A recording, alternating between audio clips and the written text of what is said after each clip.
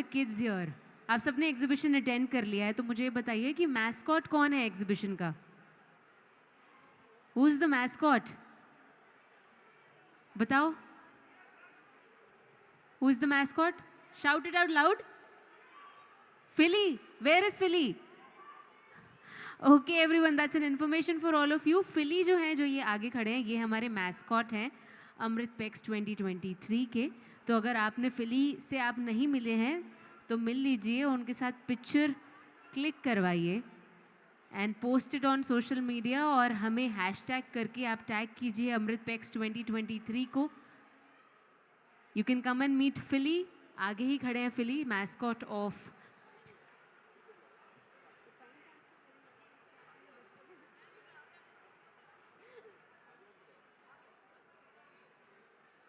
So we are setting up the stage for the youth parliament. एक बार जोरदार तालियां हो जाएं for all the kids on the stage, जिन्होंने बहुत मेहनत करके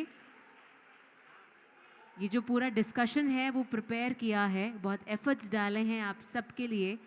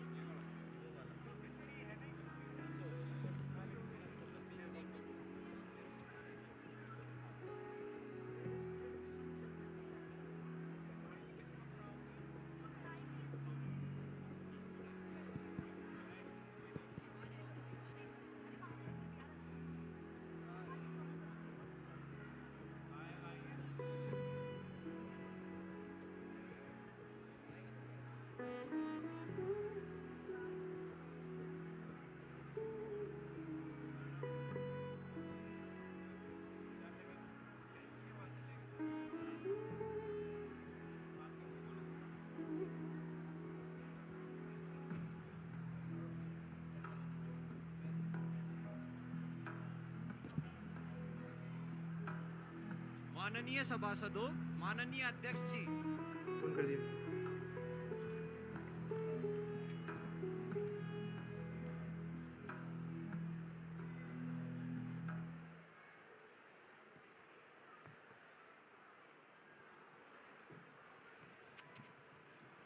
नवनिर्वाचित सदस्य शपथ ग्रहण अथवा प्रतिज्ञान करेंगे.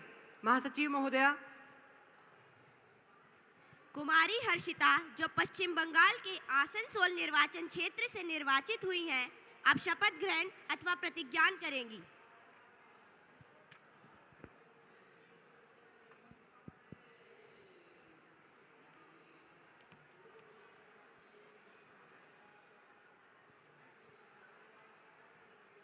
महोदया, आप शपथ ग्रहण करेंगी अथवा प्रतिज्ञान करेंगी? महोदया, मैं शपथ ग्रहण करूंगी. महोदया, आप किस भाषा में शपथ ग्रहण करेंगी? महोदया, मैं उर्दू भाषा में शपथ ग्रहण, मैं बांग्ला भाषा में शपथ ग्रहण करूंगी. আমি হর্ষিতা তিওয়ারি লোকসভা সদস্য নির্বাচিত হইয়া ঈশ্বরের নামে শপথ করিতে যে আমি বিধি দ্বারা প্রতিষ্ঠিত ভারতের সংবিধানের প্রতি প্রকৃত বিশ্বাস ও অনুগত্য পোষণ করিব। আমি ভারত সার্বভৌমত্ব সংহতি রক্ষা করিয়া চলিব এবং যে কর্তব্যভার আমি গ্রহণ করিব চলিয়াছি তা আমি বিশ্বস্ত ভাবে নির্বাহ করিব।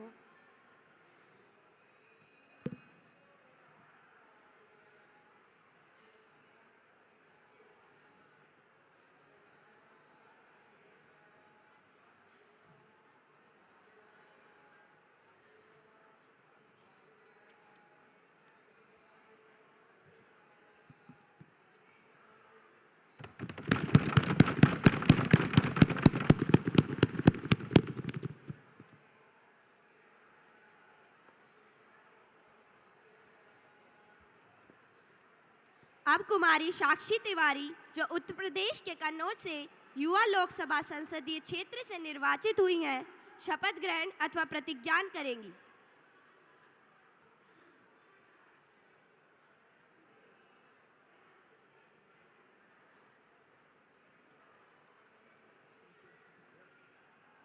महोदया, आप शपथ ग्रहण करेंगी अथवा प्रतिज्ञान करेंगी? महोदया, मैं शपथ ग्रहण करूंगी। महोदया, आप किस भाषा में शपथ ग्रहण करेंगी? महोदया, मैं उर्दू भाषा में शपथ ग्रहण करूंगी।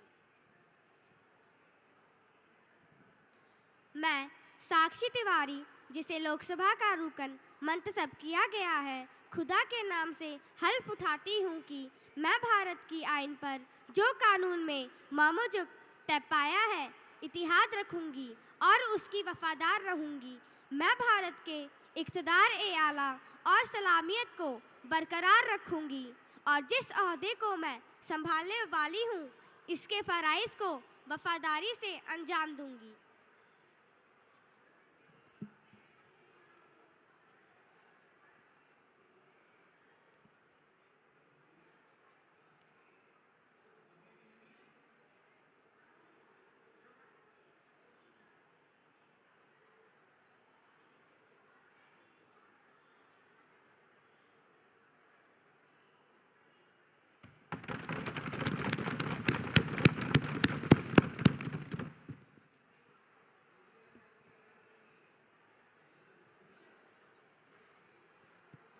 माननीय सदस्यगण, चूंकि हम 2 माह के पश्चात आज शीतकालीन सत्र के शुभारंभ पर मिल रहे हैं, मेरा यह दुखद कर्तव्य है कि मैं सदन को मिराज 2000 तथा सुखोई विमान के दुर्घटना की सूचना दूं, जिसमें विमान उड़ा रहे पायलट विंग कमांडर हनुमंतराव सारथी का 28 जनवरी 2023 को मुरैना मध्य प्रदेश में निधन हो गया है।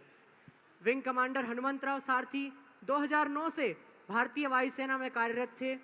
अपनी स्क्वाड का बेहतरीन पायलट के रूप में जाने जाने वाले इस अधिकारी ने पायलटों की उस टीम का नेतृत्व किया था जो राफेल विमानों के पहले बेड़े को भारत लेकर आई थी।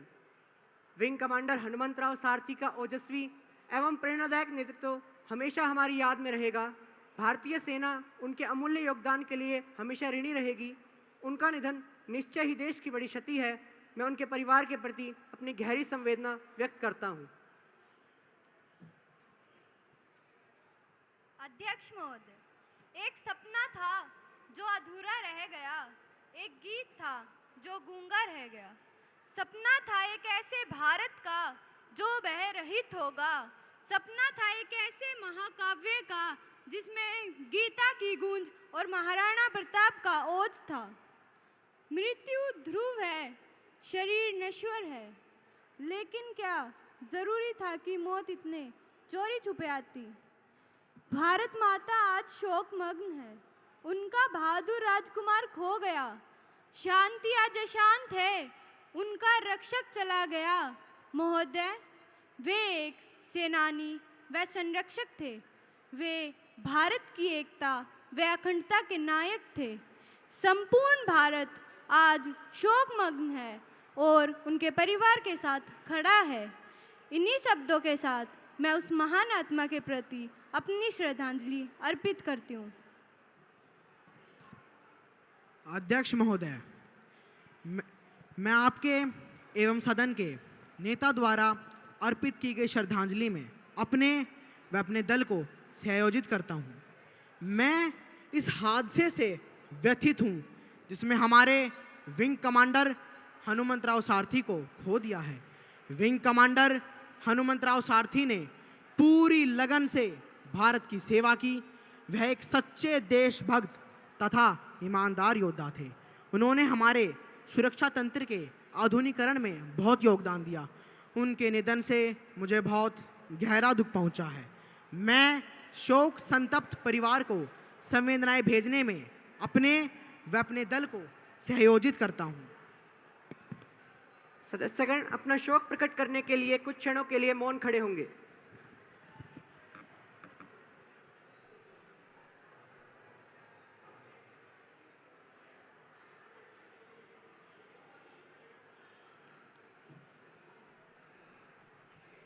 महासचिव शोक संतृप्त परिवार को संवेदना संदेश भेजेंगे। हाँ महोदय। अब प्रधानमंत्री जी नए मंत्रियों का सदन से परिचय कराएंगे। अध्यक्ष जी, मैं आपके माध्यम से सदन का नए मंत्रियों से परिचय कराना चाहती हूँ। कुमारी कविता, कृषि राज्य मंत्री। कुमारी स्नेहा राज्य मंत्री। अब प्रश्नकाल आरंभ होता है। प्रश्न संख्या 501 कुमारी प्राची। अध्यक्ष जी, प्रश्न संख्या 501, क्या शिक्षा मंत्री यह बताने की कृपा करेंगे कि क्या सरकार विश्वविद्यालयों में विदेशी छात्रों की संख्या बढ़ाने पर विचार विमर्श कर रही है? यदि हाँ, तो तत्संबंधी ब्यौरा क्या है? विदेशी छात्रों को दाखिले के लिए प्रवेश परीक्षा आयोजित कराने का क्या प्रावधान किया गया है? शिक्षा मंत्री प्लीज। अध्यक्ष जी, प्रश्न संख्या 501 कैसे ग कै और ख। हाँ, सरकार ने विश्वविद्यालयों और उच्च शिक्षण संस्थानों में विदेशी छात्रों के लिए 25% अतिरिक्त सीटों की मंजूरी दे दी है। यह अतिरिक्त सीटें कुल सीटों के अलावा होंगी और इन सीटों के बारे में फैसला यूनिवर्सिटी के आधारभूत ढांचा, शिक्षकों और अन्य ज़रूरतों और दिशा निर्देशों को ध्यान में रखते हुए लिया गया है। विदेशी छात्रों को दाखिले के लिए प्रवेश परीक्षा नहीं देनी होगी। वे भारत सरकार के विदेश मंत्रालय के माध्यम से सीधा प्रवेश ले सकते हैं।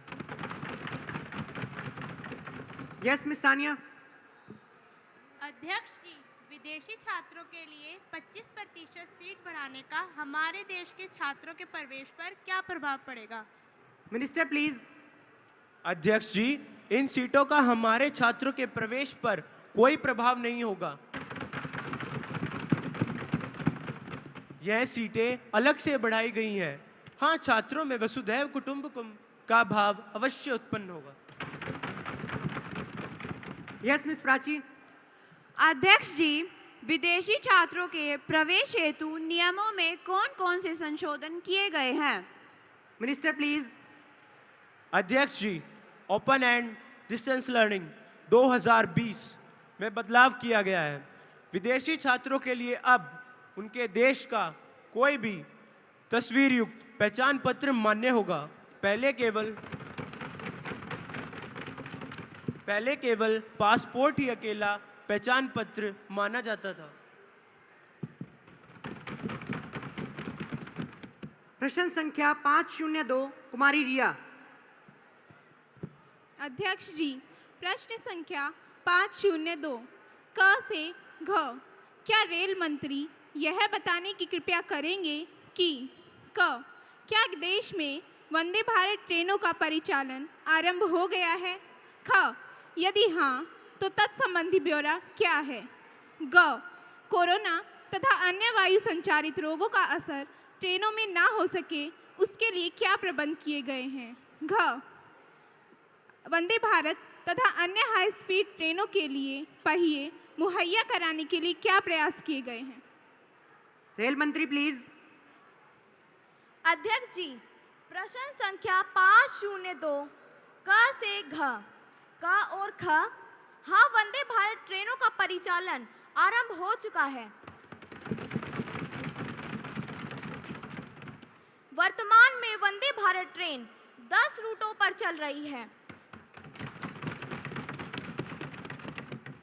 दिल्ली से कटरा, मुंबई सेंट्रल से गांधीनगर, हिमाचल के उन्नाव से चंडीगढ़, चेन्नई, बेंगलुरु, मैसूरू, नागपुर और बिलासपुर, सहारनपुर से दिल्ली, हावड़ा से जलपाईगुड़ी, विशाखापत्तनम से सिकंदराबाद, सीएसएमटी से शोलापुर तथा त्र्यंबकेश्वर से शिरडी।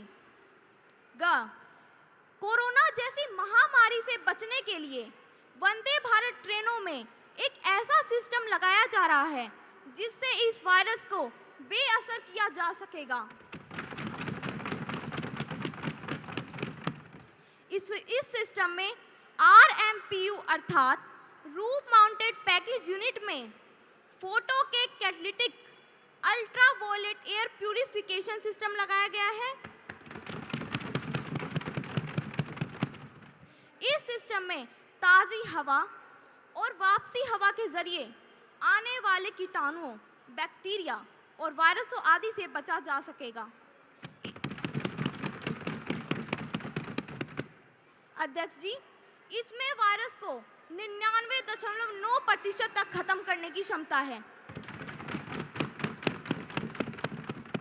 यह सिस्टम हवा को वायरस से मुक्त करके फिर से छोड़ेगा और यदि ट्रेन में कोई वायरस है भी तो यह उसे फैलने नहीं देगा।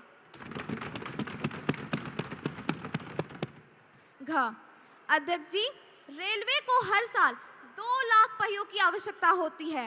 इस हेतु मेक इन इंडिया के तहत देश में एक कारखाना लगाया गया है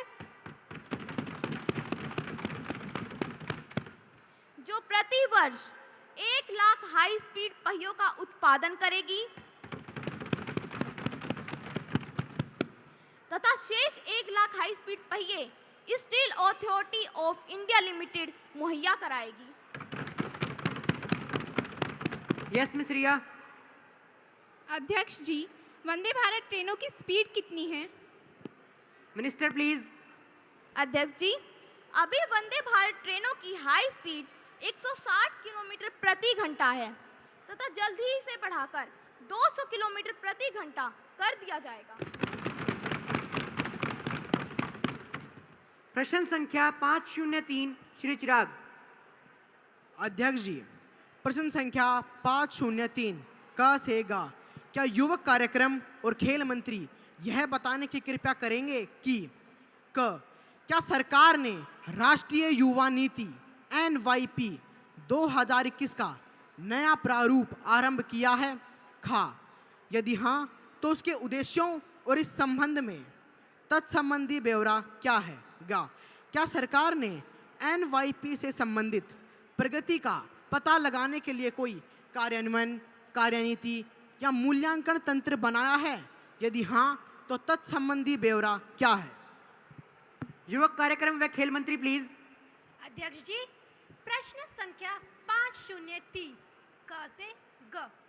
का और ख। हाँ, राष्ट्रीय युवा नीति NYP प्रारूप में युवाओं के विकास के लिए 10 वर्ष के दृष्टिकोण की परिकल्पना की गई है जिसे भारत 2030 तक प्राप्त करना चाहता है। इसके उद्देश्य निम्न हैं: शिक्षा, रोजगार एवं उद्यमिता, युवा नेतृत्व एवं विकास, स्वास्थ्य आरोग्य तथा खेल एवं सामाजिक न्याय। ग।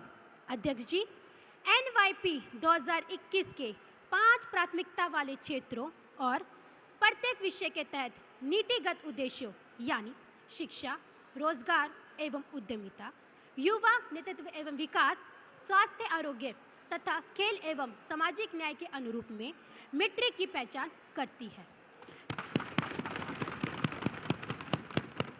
इन 5 क्षेत्रों में से प्रत्येक के लिए मीट्रिक के वार्षिक के आधार पर मूल्यांकन तथा निगरानी की जाएगी। इसके अतिरिक्त पूरे देश को युवा विकास सूचकांकों को इन मैट्रिक्स के साथ जोड़ा जाएगा ताकि पूरे भारत में एक समान ट्रैकिंग की जा सके। यस मिस्टर चिराग।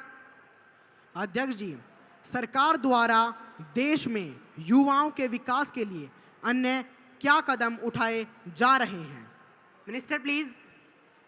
अध्यक्ष जी, सरकार द्वारा देश में युवाओं के विकास के लिए निम्न कदम उठाए जा रहे हैं: 320 नए विश्वविद्यालय,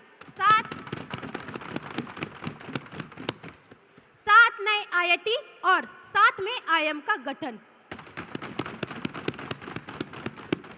शिक्षकों के नई तकनीक और प्रशिक्षण में माहिर बनाने पर विशेष ध्यान, उच्च शिक्षण संस्थाओं में दाखिले के लिए NTA का गठन, 1.36 करोड़ युवाओं के विकास के लिए निःशुल्क प्रशिक्षण और रोजगार अवसर प्रदान करना, ITI की संख्या बढ़ाकर 15,000 करना, 1 लाख से अधिक स्टार्टअप आरंभ करना और 95,000 से अधिक अटल टिंकरिंग लैब बनाना। प्रश्न संख्या 504 कुमारी दीपांशी। अध्यक्ष जी, प्रश्न संख्या 504 क से घ। क्या शहरी विकास मंत्री यह बताने की कृपा करेंगे कि क्या नया संसद भवन बनाने का खर्चा बढ़ गया है? ख, यदि हाँ तो तत्संबंधी ब्यौरा क्या है? घ, नया संसद भवन का कार्य कब तक पूरा कर दिया जाएगा? घ, नया संसद भवन राष्ट्र को कब तक समर्पित कर दिया जाएगा? शहरी विकास मंत्री प्लीज। अध्यक्ष जी, प्रश्न संख्या 504 क से घ, क और ख।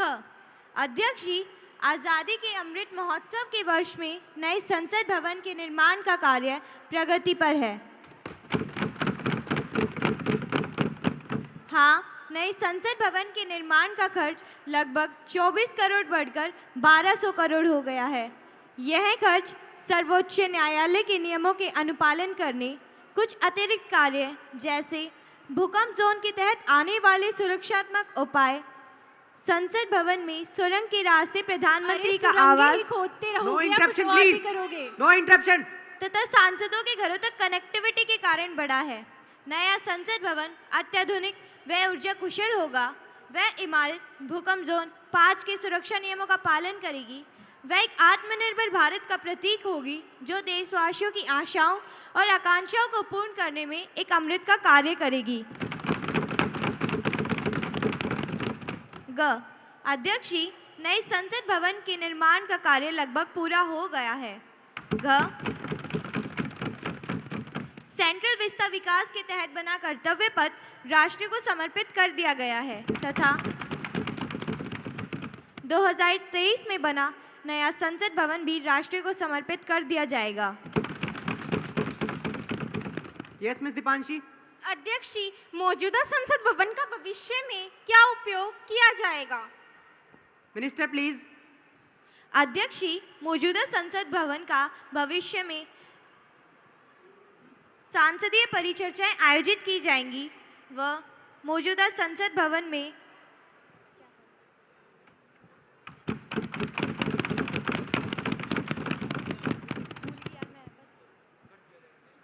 देश को समर्पित कर दिया जाएगा।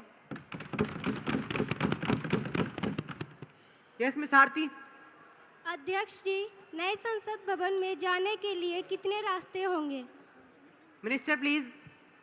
अध्यक्ष जी, नए संसद भवन में प्रवेश के लिए 4 रास्ते होंगे। एक अध्यक्ष के लिए, एक प्रधानमंत्री के लिए, एक सांसदों के लिए तथा एक पब्लिक एंट्रेंस गेट होगा।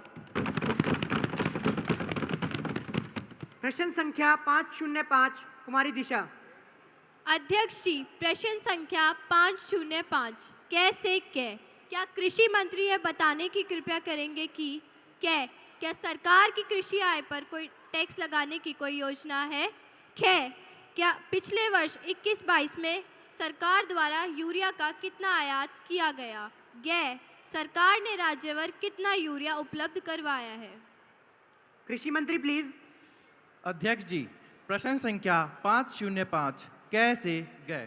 कै, सरकार की कृषि आय पर टैक्स लगाने की कोई योजना नहीं है क्योंकि यह राज्य सूची का विषय है जिसके तहत सरकार के पास कृषि आय पर टैक्स लगाने का कोई अधिकार नहीं है। आज़ादी के अमृत महोत्सव के दौरान हमने राज्य सरकारों को सलाह दी है कि वे कृषि पर कोई नया कर ना लगाएं। है महोदय, पिछले सत्र के दौरान 2 करोड़ 3 करोड़ 50 लाख टन यूरिया की खपत हुई। उत्पादन हुआ 2 करोड़ 50 लाख टन का। इस प्रकार 1 करोड़ टन यूरिया का आयात किया गया। केंद्र सरकार ने उनको राज्यों को उनकी खपत व आपूर्ति के अनुसार खाद की आपूर्ति की है। महोदय, मेरे मंत्रालय के मुताबिक राजस्थान की खाद उर्वरक मांग थी 150 टन तक, उसे 130 टन तक उपलब्ध करा दिया गया, जबकि बिक्री केवल 170 टन तक हुई थी। महोदय, मध्य प्रदेश की मांग 400 टन की थी, उसे 378 टन तक उपलब्ध करा दिया गया, जबकि बिक्री केवल 75 टन की हुई है। महोदय, अन्य राज्यों में भी ऐसा ही है। यस मिस दिशा। अध्यक्ष जी, देश सरकार द्वारा उर्वरक वर्गों की मांग बढ़ाने के लिए सरकार द्वारा क्या कदम उठाए जा रहे हैं? Minister please. अध्यक्ष जी, उर्वरकों की मांग को पूरा करने के लिए सरकार द्वारा निम्न कदम उठाए जा रहे हैं। बंद पड़े कारखानों को पुनः चालू करना और जैविक खाद के उत्पादन को बढ़ावा देना। यस मिस ध्यान रुचि। अध्यक्ष जी, यूरिया का दुरुपयोग रोकने के लिए सरकार क्या कदम उठा रही है? Minister please. अध्यक्ष जी, यूरिया का दुरुपयोग रोकने के लिए सरकार केवल नीम कोटेड यूरिया का वितरण कर रही है। यस मिस ध्यान रुचि। अध्यक्ष जी, क्या सरकार खाद उर्वरक सब्सिडी में कटौती कर रही है? Minister please. अध्यक्ष जी, सरकार सब्सिडी में कोई कटौती नहीं कर रही है। खाद आयात पर अतिरिक्त खर्च पहले भी किसानों पर नहीं डाला गया और अब भी नहीं डाला जा रहा है। अब प्रश्नकाल समाप्त होता है। Now paper to be laid on the table. Minister of social justice and empowerment to lay a copy of notifications and annual reports regarding empowerment of SC, ST and women for the year 2022 to 23. Minister please. Speaker sir, I beg to lay a copy of the notification on the table of this House of Parliament along with the copy of annual reports regarding SC, ST and women in Hindi and English version for the year 2022-23. Secretary General to report message from Upper Chamber of Youth Parliament. Sir, I have to report the following message received from the Secretary of Upper Chamber of Youth Parliament. In accordance with the provision of Rules of Procedure and Conduct of Business, I am directed to enclose a copy of the Prevention of Crimes in the Name of Honor and Tradition Bill 2022 as passed by the Upper Chamber at a sitting held on 4th of March 2022. Secretary General to lay on the table a copy of the bill as passed by the Upper Chamber. Sir, I lay the copy of Prevention of Crimes in the Name of Honor and Tradition Bill 2022. Sir Speaker, a serious breach of privilege has been committed by Miss Riyanshi, have you given notice of it earlier? You may give due notice along with a copy of newspaper cutting and I shall consider it. You cannot spring a surprise on me like this. Sir Speaker, I have already given notice of it today at 10 a.m. It will be examined when it comes to me. I shall consider it and let you know my decision. Thank you, sir. अब screen time for kids पर अल्पकालिक चर्चा आरंभ होगी।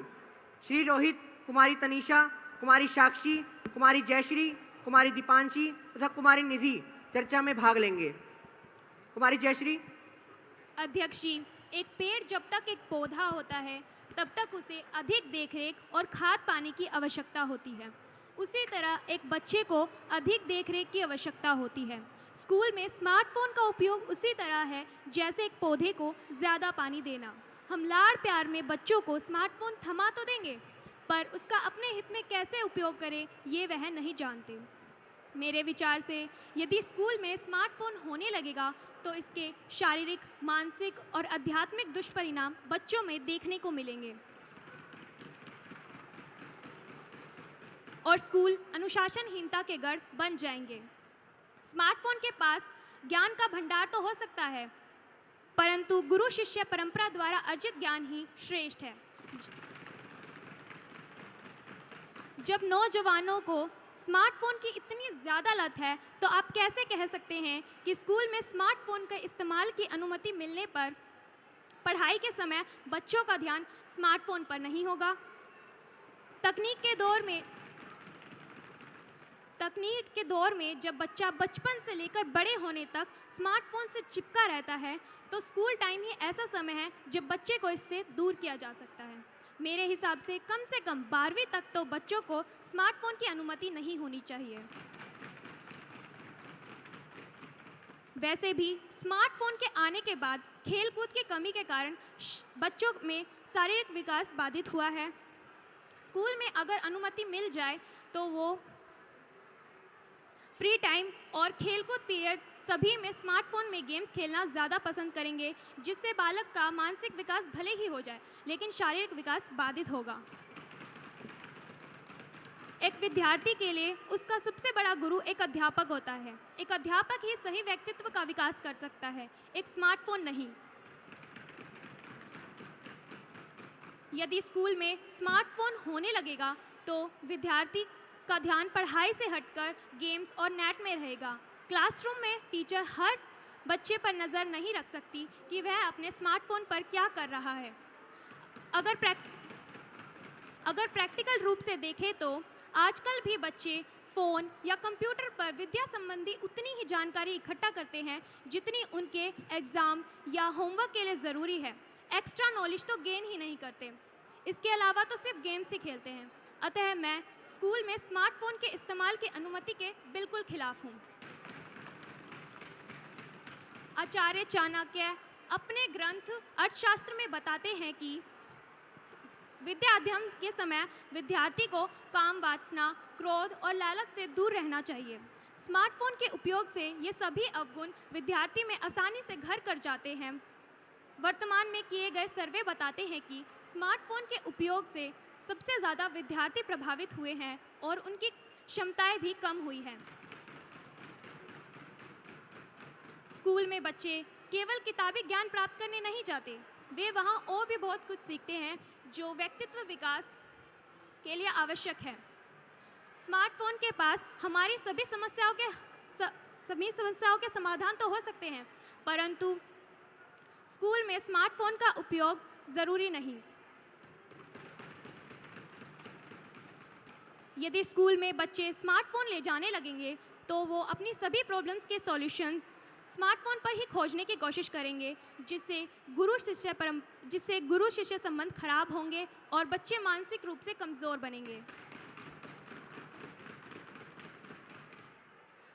School में जाने वाले सभी बच्चे पूरी तरह से डेवलप नहीं होते। उनके अंदर सभी चीज़ों को जानने की क्यूरियोसिटी होती है, क्या गलत है और क्या सही, वे इसमें भेद ही नहीं कर पाते और कभी कभी गलत की ओर आकर्षित हो जाते हैं।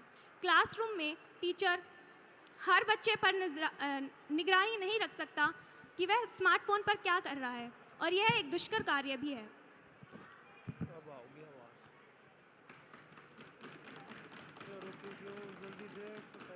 हर चीज़ बुरी और अच्छी दोनों ही होती है, पर जब हम उसके अच्छे गुणों को अपनाते हैं तभी आपको समझदार कहा जाता है। हर चीज़ का एक समय होता है।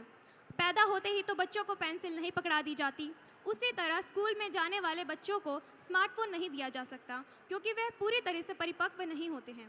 स्मार्टफोन के उपयोग कम और दुरुपयोग ज़्यादा होते हैं, और स्कूल में अलाउ हो जाने पर तो और ज़्यादा दुरुपयोग सामने आएंगे।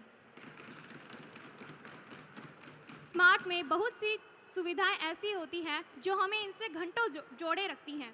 फेसबुक, व्हाट्सएप, इंस्टाग्राम ऐसे ऐप्स हैं जो हमारा समय खर्च करते हैं और इनसे हमें कुछ ज़्यादा फ़ायदा भी नहीं होता। स्टूडेंट अपना जितना समय इन पर देते हैं उतना समय उनकी पढ़ाई में से कम होता है। स्मार्टफोन एक ऐसा साधन है जिसका प्रयोग मनोरंजन के लिए ज़्यादा किया जाता है।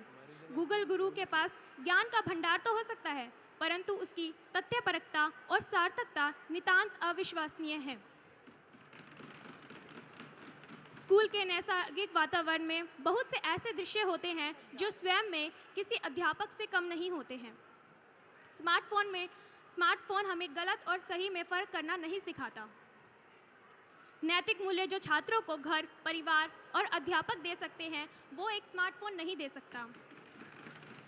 बच्चों के सामाजिक, आर्थिक, बौद्धिक और चारित्रिक विकास के लिए स्मार्टफोन की नहीं, स्मार्ट नेचरेंस और स्मार्ट पेरेंटिंग की ज़रूरत है। कुमारी साक्षी। बुरा जो देखन मैं चला, बुरा न मिलिया कोई, जो दिल खोजा आप ना, मुझसे बुरा ना कोई।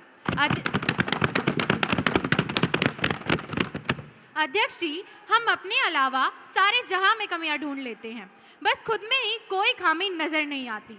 यह एक बीमारी है, खाम ख्याली की या ग्लास को आधा खाली देखने की। जब कंप्यूटर आया था तो उसका कितना विरोध हुआ था, और अब कल्पना करें कंप्यूटर ना होता तो हमारा क्या होता। क्षमा कीजिए, बच्चे स्मार्टफोन से बिगड़ते हैं या बड़ों के कमजोर संस्कारों से। अभी महज एक दशक बाद जब हम अतीत में झांकेंगे तो हंसेंगे खुद पर कि हम स्मार्टफोन के खिलाफ खड़े थे। हम अंधेरों से डरे हुए लोग अंधेर में लग जाते हैं और एक दिया जलाने की जहमत नहीं करते। यह स्मार्टफोन की दुनिया है, इसमें हमें बच्चों के संस्कारों को इतना स्मार्ट बनाना होगा कि वे चुन सके कि उन्हें पाना क्या है और जाना कहाँ है। सारी चिंताओं का सबब इंटरनेट है, तो क्या बिना इंटरनेट के स्मार्टफोन को अनुमति दी जा सकती है? क्योंकि आज बहुत सारी ऐप्स ऐसी हैं जिसमें इंटरनेट की आवश्यकता नहीं है। इससे हम अच्छे और ज़रूरी लेक्चर्स को रिकॉर्ड करके बाद में अपनी सहूलियत के हिसाब से कई बार और कभी भी देख सकते हैं। पेन ड्राइव कार्ड, वाईफाई की यह ई सदी है और इस ई सदी में उस सदी के उपकरणों के साथ नहीं जिया जा सकता। अब हमें कुकर के खाने या गैस स्टोव की रोटियों से गैस नहीं बनती। स्मार्टफोन का विरोध करना कुछ ऐसा है मानो आप एलपीजी सिलेंडर को छोड़ के मिट्टी से बने हुए चूल्हे में उपले और लकड़ी से खाना बनाने की जिद कर रहे हो। मुझे नहीं लगता कि विद्यालय में फोन लाना गलत है अगर इसे शैक्षणिक सामग्री की भांति प्रयुक्त किया जाए, क्योंकि फोन एक निर्जीव वस्तु है जो अपने आप किसी के लिए हानिकारक नहीं हो सकती। वस्तुतः स्वतंत्रता के सही मायने ना हम सीख पाए ना अपने बच्चों को सिखा पाए। स्वतंत्रता का अर्थ है स्वयं को तंत्र में अर्थात अनुशासन में बांध लेना। विद्यालय में फोन रोक लेंगे तो क्या वही फोन बच्चों को घर में उपलब्ध नहीं है? समस्या यही है कि हम बच्चों की जिज्ञासाओं को उचित मार्ग से शांत नहीं कर पा रहे हैं। परिमाणतः वे ज्ञान लेने का प्रयास फोन के जरिए करते हैं। तो सबसे पहले हमें बच्चों के नकारात्मक ज्ञान की बजाय उन्हें उचित मार्ग से शांत करने का प्रयास करना होगा। स्मार्टफोन से टीचर भी अलर्ट रहेगा और क्लास में टाइम वेस्ट नहीं करेगा और चैप्टर भी अच्छे से तैयार करके आएगा कि कहीं बच्चे उसकी गलती ना पकड़ लें। स्मार्टफोन के जरिए पेरेंट्स हर समय अपने बच्चे को ट्रैक कर सकते हैं कि वह कहाँ है, मूवी देखने तो नहीं चला गया।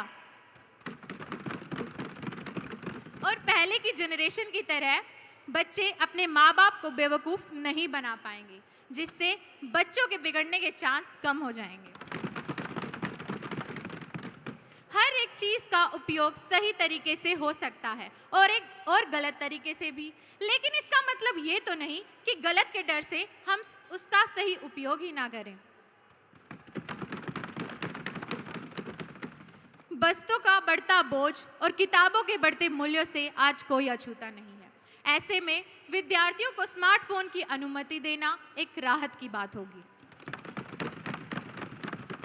यह सोच कि विद्यार्थियों को स्मार्टफोन नहीं इस्तेमाल करना चाहिए, यह हमारे समाज की हीनता को प्रदर्शित करता है कि जब बच्चे ही ऐसे हैं तो जब माँ बाप ही ऐसे हैं तो बच्चों से क्या उम्मीद की जा सकती है।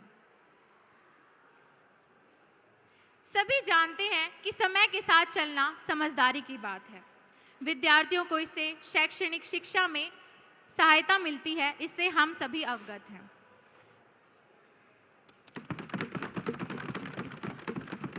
अगर हमें डिजिटल भारत बनाना है तो इसको अनुमति देनी होगी। कहीं हम खुद से ही तो नहीं डरे हुए हैं, ना कि बच्चों को कटघरे में खड़ा कर बैठे हैं। अध्यक्ष जी, इसी के साथ मैं विद्यालय में मोबाइल फ़ोन की अनुमति का समर्थन करती हूँ। Yes miss Tanisha. अध्यक्ष जी, यदि स्कूल प्रशासन बच्चों को स्मार्टफोन इस्तेमाल करने की अनुमति देता है तो इससे स्कूल प्रशासन का ही बोझ बढ़ जाएगा। जैसे कभी किसी का फ़ोन चोरी हो गया तो कभी किसी ने किसी का फ़ोन तोड़ दिया।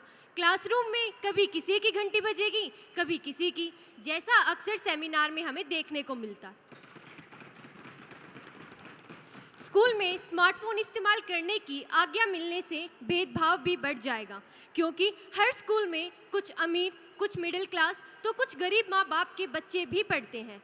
अब उदाहरण के तौर पर एक बच्चा तो 30,000 का फ़ोन लेकर आएगा, एक 20,000 का और एक 3,000 का। इससे एक तो भेदभाव उत्पन्न होगा और दूसरा माँ बाप को बच्चे महंगा फ़ोन दिलाने के लिए परेशान करेंगे। अब माँ बाप जो बड़ी मुश्किल से तो किताब, ड्रेस आदि तो लेकर दे पाते हैं, अब ऊपर से इस स्मार्टफोन का खर्चा। स्कूल सामान्यतः बच्चों के व्यवहारिक ज्ञान को विकसित करने के लिए बनाए जाते हैं। अगर स्कूल में स्टूडेंट स्मार्टफोन का उपयोग करता है तो उसका व्यवहारिक ज्ञान विकसित की जगह संकुचित रूप ले लेगा। पहले से ही बहुत ज़्यादा यूज़ करते हैं, स्कूल में भी हो गया तो हेल्थ प्रॉब्लम्स आएंगी ही आएंगी। आज सस्ते मोबाइल में भी कैमरे व कुछ अन्य ऐसी सुविधाएं उपलब्ध हैं जिससे कुछ श्रेणी के अपराधों को भी बढ़ावा मिलेगा। बाल मनोविज्ञान की दृष्टिकोण से अंत में यही कहना चाहेंगे कि हमें शिक्षालय को आधुनिकता से दूर रखकर उनकी किताबों एवं प्रायोगिक शैली से ही उत्तम शिक्षा तथा मानसिक विकास कर सकते हैं। हम जितना प्राकृतिक संसाधनों का उपयोग करेंगे उतना ही उनके रचनात्मक गुणों के विकास में सहयोग दे सकेंगे। शायद आप यकीन ना करें, लेकिन आज 10 से 12 साल के बच्चे भी फ़ोन में पोर्न देखते हैं। इसे स्कूल में अलाउ करना मतलब फ्यूचर पोर्न स्टार्स की एक ब्रीड तैयार करना है। स्मार्टफोन का मतलब बच्चों की नज़र से सिर्फ और सिर्फ इंटरटेनमेंट का होता है, जिससे उनका ध्यान पढ़ाई से हट जाएगा और वो भटक भी सकते हैं, जो नहीं होना चाहिए। कुछ लोग रेडियो और टीवी का एग्जाम्पल दे रहे हैं कि वो आया तो उसका भी विरोध हुआ। ठीक है, लेकिन पहली चीज़, उन उपकरणों की क्षमता बहुत ही सीमित थी और दूसरा, वो किसी के पर्सनल इक्विपमेंट नहीं थे, उसे एक साथ कई लोग देखते थे। वहीं दूसरी तरफ स्मार्टफोन एक ऐसा स्ट्रॉन्ग डिवाइस है जो पूरी तरह से पर्सनल है, यानी अगर इसका इस्तेमाल कोई गलत तरीके से भी करता है तो कोई उसे चेक नहीं कर सकता। माना इसमें अमृत भी छिपा है, लेकिन ज़्यादातर जगहों में जहर नजर आता है। क्या आप अपने बच्चों को जहर देना चाहेंगे?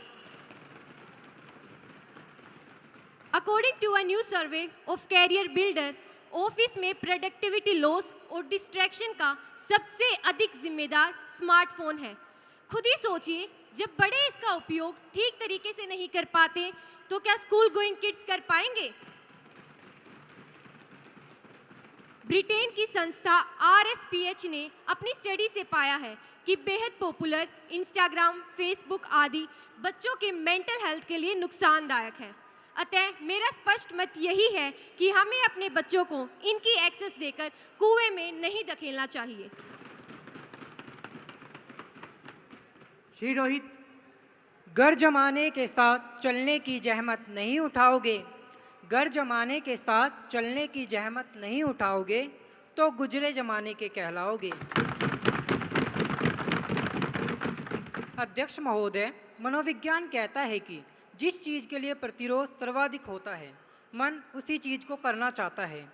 मान लीजिए किसी दिन टीचर विद्यालय नहीं आ सका तो उस दिन वो घर बैठे ही वीडियो कॉन्फ्रेंसिंग या लाइव स्ट्रीमिंग के माध्यम से क्लास ले सकता है। स्मार्ट स्टडी आज के इस प्रतियोगिता भरे दौर में केवल हार्डवर्क नहीं, स्मार्ट वर्क की भी ज़रूरत है। स्मार्टफोन स्टूडेंट को टाइम एफिशिएंट बनाता है। वह नोट्स को कॉपी करने के बजाय अपने कंसेप्ट पे ध्यान दे सकते हैं और टीचर्स उन्हें नोट प्रोवाइड करा सकते हैं। बस्तों का वजन कम होगा। जब रिसर्च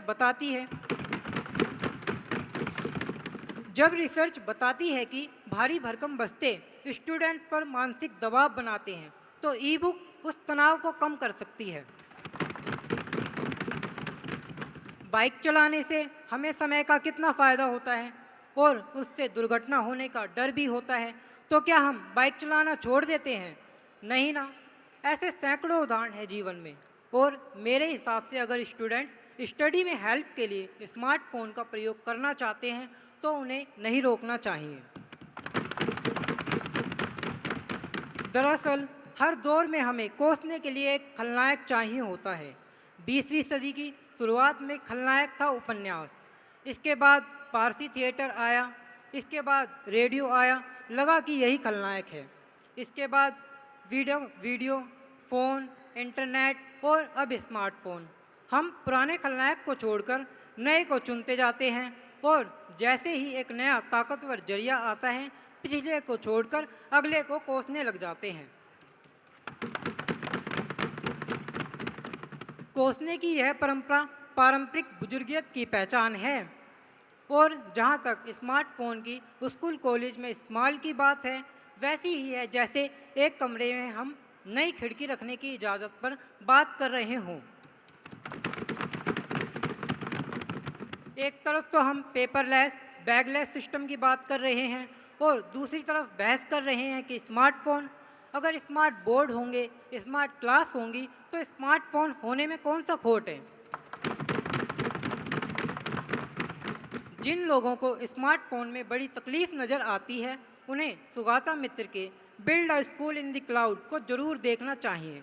यह इस शिक्षाविद के प्रयोग को बताता है कि एक अध्ययन में कैसे साबित हुआ कि कमज़ोर बच्चे नहीं, हमारा एजुकेशन सिस्टम है। जो लोग स्मार्टफोन का विरोध कर रहे हैं, उनसे मैं यही कहना चाहूँगा, चेहरे के दाग हैं तू जरा गौर से तो देख, चेहरे के दाग हैं तू जरा गौर से तो देख, आईना ही क्यों साफ किए जा रहा है तू। कुमारी दीपांशी। धन्यवाद अध्यक्ष जी। मैं आपके माध्यम से सदन का ध्यान निम्न तथ्यों की ओर आकर्षित करना चाहूँगी। अध्यक्ष जी, क्या कहूँ, किसे कहूँ और क्या क्या कहूँ। यहाँ कोई सुनने वाला नहीं है। अफीम की आदत लगाकर अंग्रेजों ने चीन की नस्लों को बर्बाद कर दिया था और आज हमने अपने किड्स व यूथ को बर्बाद कर दिया है। उनके हाथों में स्क्रीन व इंटरनेट देकर मिट्टी के मटके की कीमत और परिवार की कीमत बस वही जानता है जो इन्हें बनाता है। हमें आज यह सोचने की ज़रूरत है कि इस जादुई से दिखने वाली ऑन स्क्रीन वाली दुनिया में खोकर हमारे परिवार वालों ने कितना कुछ खोया है। कभी वक्त लगे तो सोचना ज़रूर, जो प्यार, जो लगाव हम अपने माता पिता व बड़ों के लिए महसूस करते हैं, क्या हमारे बच्चे इतना ही प्यार, इतना ही लगाव हमारे लिए महसूस करते हैं। यकीन मानिए, अब आप और आपके परिवार से ज़्यादा ज़रूरी हो गया है ऑनलाइन गेम्स खेलना, मोबाइल चलाना, लैपटॉप चलाना। कितना ही वक्त बीत जाता है बच्चों को अपने परिवार के साथ दिल खोल कर बातें किए।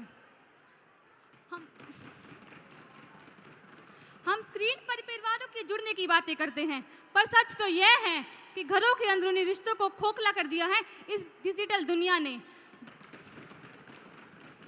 बच्चों को संवेदनाहीन बना दिया है ऑनलाइन गेम्स ने। ऐसा नहीं है कि पहले कभी बहन भाई दोस्त आपस में लड़ते नहीं थे, पर मेरा अनुभव यह कहता है कि आजकल के बच्चों में संवेदनाएं मर चुकी हैं।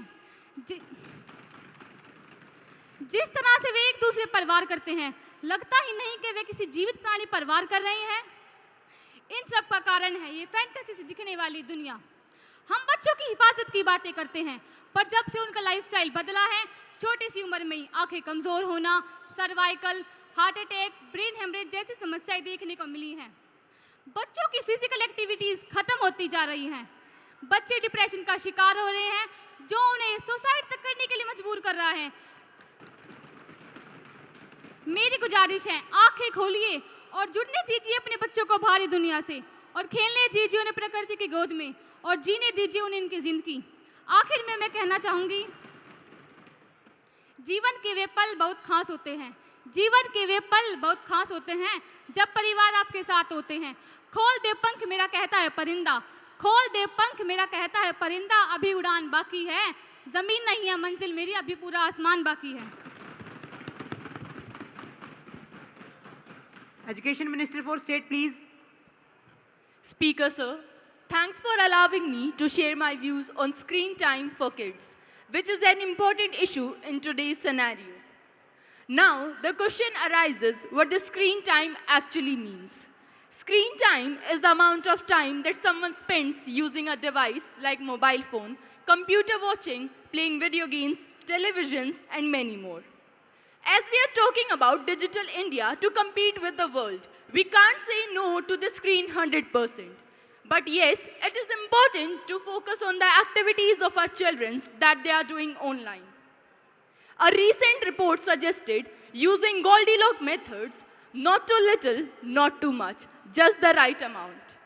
We can't hamper our children by not allowing them to use digital mode. Because if we try to do so, our children will be alien to the other digital children. But it's sure we should focus on the important issues that when and how to allow them to use screen. As per the UNICEF report, 1 in the 3 internet users worldwide is under 18.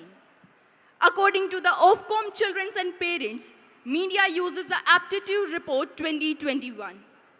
41% of parents of 12 to 15 finds it difficult to limit their students' screen time.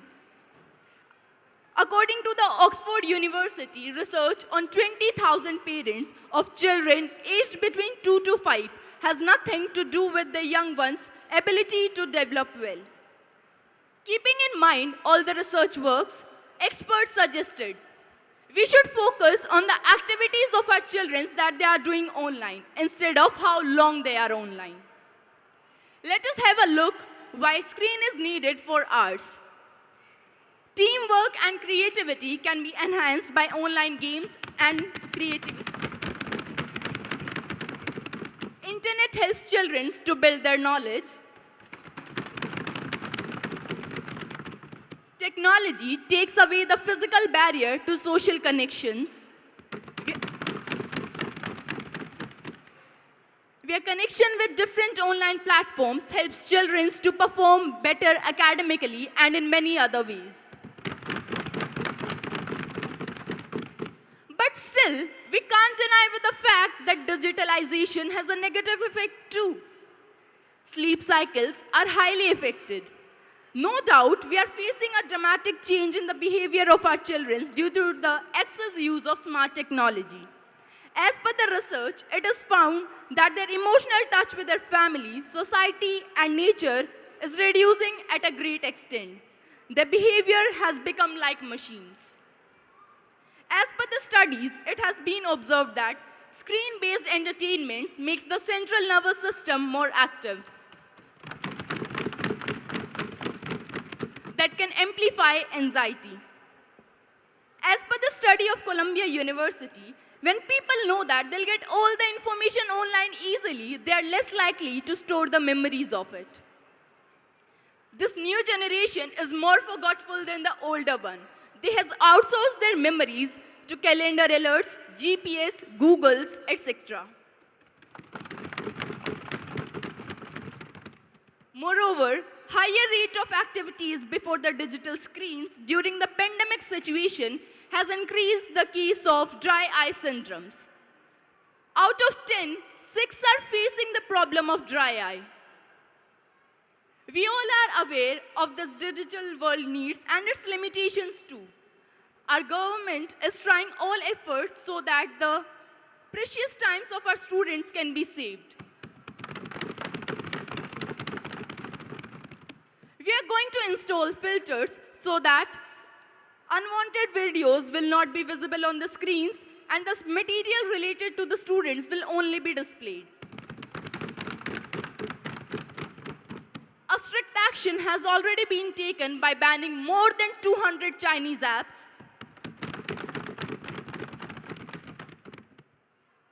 Speaker, sir, our government is trying our level best so that the precious times of our students can be saved and the future will also be saved.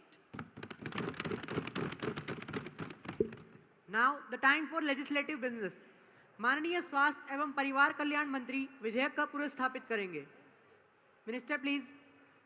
श्रीमान, मैं शराब तथा तंबाकू seven प्रतिबंध विधेयक 2023 को पुरस्स्थापित करने की अनुमति चाहती हूँ.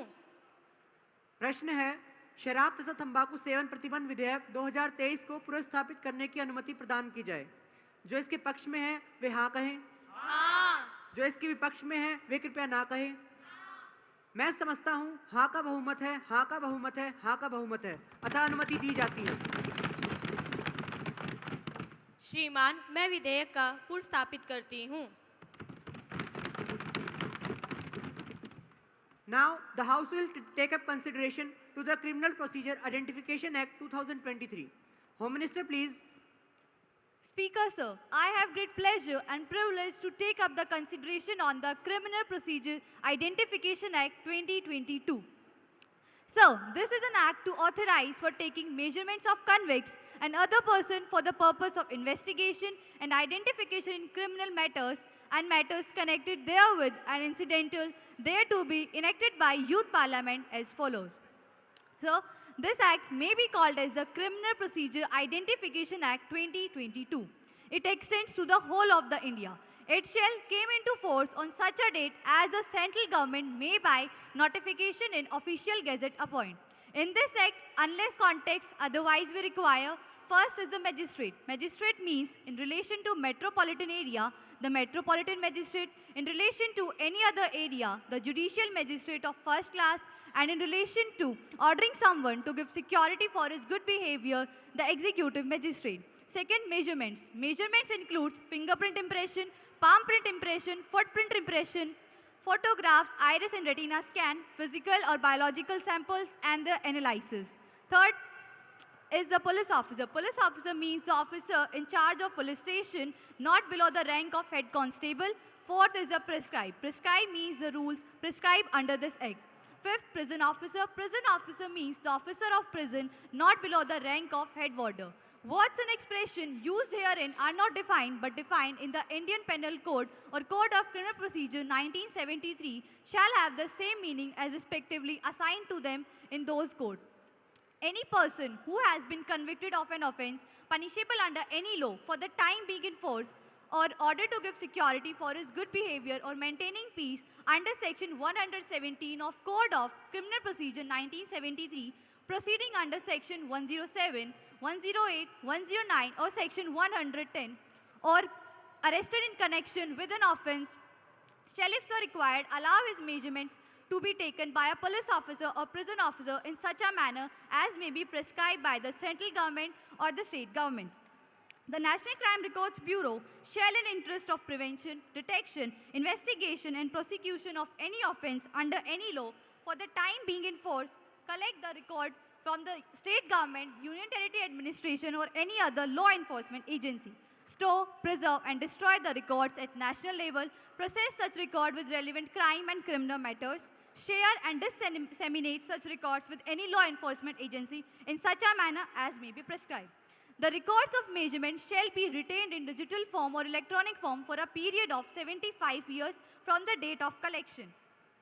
Provided where any person who has not been previously convicted of an offence punishable under any law with imprisonment period for any term has had his measurements taken under the provision of this section after exhausting all the legal remedies by the unless the court or magistrate for reasons to be recorded in writing otherwise be directly destroyed from the records. The state government and union territory administration may notify an appropriate agency to store, preserve and share the records. Where the magistrate is satisfied that for the purpose of any investigation it is expedient to direct any person to give measurements, then the magistrate may make an order to that effect. In that case, the person to whom the order relates shall allow the measurements to be taken in conformity with such direction. If any person who is required to allow his measurements to be taken resist or refuse to allow taking of such measurement, it shall be lawful for the police officer or the prison officer to take such measurements. Resistance or refusal to the measurements taken shall be deemed to be an offence under section 186 of the Indian Penal Code. No suit or any other proceeding shall lie against a person for anything done or intended to be done in good faith under this Act or any rule made thereunder. The Identification of Prisoner Act 1920 is hereby repealed.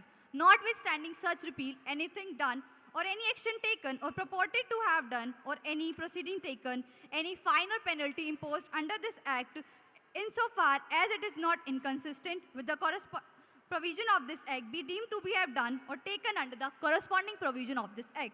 The mention of particular in subsection of 2 shall not be held to prejudice or affect the General Clause application of Section 6 of General Clause Act 1897 with regard to the effect of repeal. Ms. Priya Tiwari. अध्यक्ष महोदय, 1920 में बंदी शिनाख्त act बनाया गया था, जिसके तहत जो आरोपी दोषी करार दिया जा चुका है और 1 साल से ज़्यादा की सज़ा हुई है, पहचान सुनिश्चित करने के लिए उसके तस्वीर, हाथ और पैर के निशान आदि लिए जाते हैं। साथ ही जब आरोपी की गिरफ्तारी होती है तो मेडिकल जांच के भी प्रावधान है। प्रस्तावित कानून में दोषी ही नहीं बल्कि आरोपी और संदिग्धों के सैंपल लेने का भी प्रावधान किया गया है। प्रस्तावित अध्यक्ष जी, क्रिमिनल प्रोसीजर आइडेंटिफिकेशन बिल 2022 में प्रावधान किया गया है कि जो भी गंभीर अपराध के मामले हैं जिसमें 7 साल से ज़्यादा की सज़ा हो सकती है और महिलाओं या बच्चों के खिलाफ किए गए अपराध के मामलों में दोषी ही नहीं बल्कि आरोपी और संदिग्धों के सैंपल भी लिए जा सकेंगे। बायोमेट्रिक सैंपल के तहत आरोपियों का रेटिना स्कैन किया जा सकता है। साथ ही इसके तहत आँख की पुतली, हाथ और पैर के निशान आदि लिए जा सकते हैं। बायोलॉजिकल सैंपल के तहत आरोपियों के बाल, खून, लार, यूरिन और नाखून का नमूना लिया जा सकता है। पुलिस चाहे तो हैंड राइटिंग और सिग्नेचर का नमूना भी ले सकती है। अध्यक्ष जी, संविधान कहता है कि किसी की भी स्वतंत्रता छीनी नहीं जा सकती, किसी को उसके खुद के खिलाफ गवाही देने के लिए बाध्य नहीं कर सकते। संविधान के अनुच्छेद 20(3) के तहत हर नागरिक को चुप रहने का अधिकार है। उसको उसके खुद के खिलाफ गवाही देने के लिए बाध्य नहीं किया जा सकता। नार्को और इसके जैसे कई साइंटिफिक टेस्ट इसी दायरे में आते थे। यही कारण है कि मई 2010 में सुप्रीम कोर्ट ने नार्को टेस्ट को गैर कानूनी घोषित किया था। केशवानंदन भारती बनाम भारत सरकार केस में सुप्रीम कोर्ट ने अपना जजमेंट सुनाते हुए कहा था कि मूल अधिकार सुप्रीम है और इसमें हस्तक्षेप नहीं किया जाना चाहिए। इस प्रस्तावित बिल को सुप्रीम कोर्ट द्वारा निजता के अधिकार के मामले में दिए गए जजमेंट के आलोक में भी देखना होगा। अध्यक्ष जी, अपराध के बदलते तरीकों के मद्देनजर पुराने कानूनों में भी बदलाव की आवश्यकता है। वैज्ञानिक साक्ष्य अधिक विश्वसनीय होते हैं, परंतु प्रस्तावित बिल में सैंपल लेने का अधिकार हेड कांस्टेबल को दिया गया है। ऐसे में इस कानून का दुरुपयोग भी हो सकता है। यदि मामूली अपराध के मामलों में दोषी की मर्जी के बगैर सैंपल लिए गए तो इसे किस प्रकार रोका जा सकेगा, ये भी देखना होगा। और इन्हीं शब्दों के साथ मैं इस बिल का पुरजोर विरोध करती हूँ। मिस नेहा। अध्यक्ष जी, यह एक अच्छा बिल है। इससे अपराध पर लगाम लगेगी। मुझे लगता है अपराधियों के संरक्षक ही इसका विरोध करेंगे, अन्यथा यह देश हित में है और हमारी सरकार अपराधियों को किसी भी हालात में छोड़ने नहीं जा रही है। अध्यक्ष जी, अन्य बड़े लोकतांत्रिक देशों में भी गिरफ्तार या हिरासत में लिए गए संदिग्धों के बायोमेट्रिक डिटेल इकट्ठे किए जाते हैं, भले ही वह अभी दोषी न ठहराए गए हो। उदाहरण के लिए ब्रिटेन में पुलिस गिरफ्तारी के वक्त ही चेहरे का फोटोग्राफ, फिंगरप्रिंट, मुंह के स्वैब या सिर के बालों से डीएनए नमूने इकट्ठे करती है। हालांकि ब्लड और यूरिन के सैंपल या दांतों की छाप, डेंटल इंप्रेशंस के लिए ब्रिटिश पुलिस को संदिग्ध और एक सीनियर पुलिस अफसर से इजाज़त लेना ज़रूरी है। अमेरिका में बायोमेट्रिक डिटेल को लेकर फेडरल कानून और राज्यों के कानून में थोड़ा अंतर है। यूएस फेडरल लॉ के तहत 2004 से ही दोषियों के डीएनए सैंपल लिए जाना ज़रूरी है। सिर्फ दोषियों के ही नहीं, गिरफ्तार किए गए हर शख्स या वे आरोपी जिनके खिलाफ चार्जशीट फाइल की जा चुकी है, उनके डीएनए सैंपल लिया जाना भी ज़रूरी है। इतना ही नहीं, डीएनए सैंपल देने में आनाकानी करना अपने आप में अपराध है। न्यूयॉर्क सिटी में पुलिस संदिग्ध का थाने में फिंगरप्रिंट लेती है और उनकी फोटो खींचती है। वॉशिंगटन राज्य में पुलिस को और ज़्यादा अधिकार है। जिन मामलों में फोटो या फिंगरप्रिंट लिया जाना अनिवार्य है, उन मामलों में पुलिस अपनी मर्जी के हिसाब से फोटो और फिंगरप्रिंट के अलावा हथेलियों की छाप, पैर के तालुओं की छाप, पैर के अंगूठों की छाप या पहचान से जुड़े दूसरे आंकड़े भी इकट्ठे कर सकती है।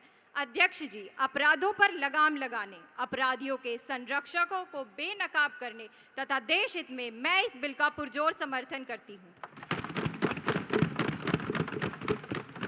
मिस ध्यान रुचि। Speaker, sir, I strongly oppose the bill. It was against Article 20, Sub-Article 3 and Article 21 of the Constitution. It was beyond the legislative competence of the Lok Sabha. Under Article 20, Sub-Article 3 explicitly states that no person or accused of any crime shall be compelled to be a witness against himself. Sir, biological samples and their analysis in the bill could lead to narco-analysis and brain mapping. Sir, if I'm arrested for picketing for protection of civil rights or any genuine demand, and if an FIR has been launched against me, then a DNA test will be taken. What is this? This is a violation of basic rights of an individual. What is the reason? What is the logic? Speaker, sir. It is a direct violation of fundamental rights of an individual and the right to life under Article 21 of the Constitution. Respected sir, Britishers introduced this bill in 1920 because उनकी मंशा थी कि लोगों के भीतर एक डर पैदा किया जाए कि अगर आपके फिंगरप्रिंट्स ले लिए जाएंगे, आपकी तस्वीर खींच ली जाएगी, वह पुलिस थानों में लगाई जाएगी, आपके फिंगरप्रिंट्स को सर्कुलेट किया जाएगा, तो आप ना कोई नौकरी ढूंढ पाएंगे और ना ही कोई व्यवसाय कर पाएंगे. The intention was to intimidate people that if your fingerprints are taken, your photo will be taken, that photo will be put up at police station, and if that photo is circulated, your fingerprints are circulated, then you will not be able to find any job nor do any business. The Home Minister has given us no assurance that this bill will not be abused. And this is the central question. Therefore, on the basis of constitutional propriety, on the basis of propriety of Indian principle, on the basis of propriety of governance, I again strongly oppose the bill. Ms. Tanisha Rose. Thank you so much, Speaker, sir, for giving me this opportunity to speak on the very important, the Criminal Procedure Identification Act 2022. Sir, I have my regards with Honorable Home and Internal Affairs Minister, Ms. Tanu, and I would like to congratulate her for coming out with the Criminal Procedure Identification Act 2022. It is all about the happiness of the Indian citizens who were once victims of the criminals. Sir, there have been massive changes in the science and technology over the years, and the same is required to be incorporated in the investigation of crimes. Sir, the consultations of the bill were held with the state governments and union territories, and everybody had supported the measure. Sir, respected sir, the current Criminal Procedure Bill was formed in 1980. The current Criminal Procedure Bill was formed in 1920. It has been 102 years now. This bill only provided for the collection of footprints and fingerprints. The world has undergone technological and scientific changes. Crime and its trend have increased drastically over these years. And this is why the current Criminal Procedure Identification Act 2022 was introduced. This bill will not only help our investigation agencies, but it will also increase the prosecution. There are also the chances of increase in the rate of conviction in the courts though. Sir, with these words, I strongly support the bill. Home Minister, please.